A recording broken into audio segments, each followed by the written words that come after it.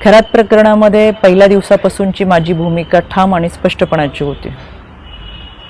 खरातच्या कोणत्याही आर्थिक व्यवहाराशी, जमिनीमधल्या पार्टनरशिपशी दुरान्वये माझा संबंध नव्हता.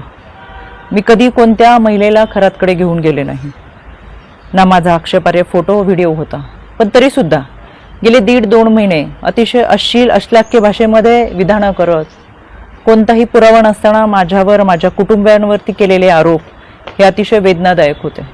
आणि म्हणून आता ही माझी लढाई कायद्याच्या चौकटीतून आहे.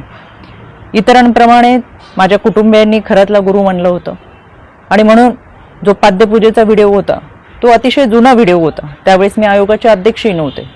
पण तरीसुद्धा खरात प्रकरणाचा तपास हा पारदर्शकपणे व्हावा यासाठी मी राज्य महिला आयोगाच्या अध्यक्षपदाचा आणि प्रदेशाध्यक्षपदाच्या अशा दोन्ही पदांचा राजीनामा दिला.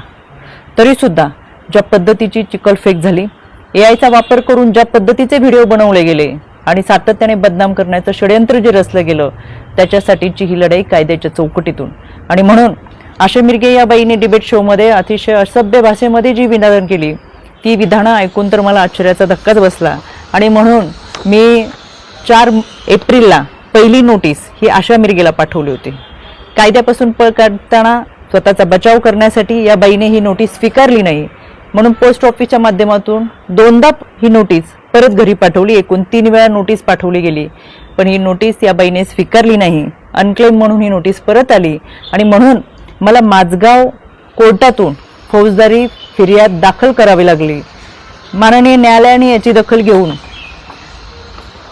आशा मिरगेला 2 जुलै 2026 रोजी सकाळी 11 वाजता कोर्टात हजर राहण्याची ऑर्डर काढलेली आहे.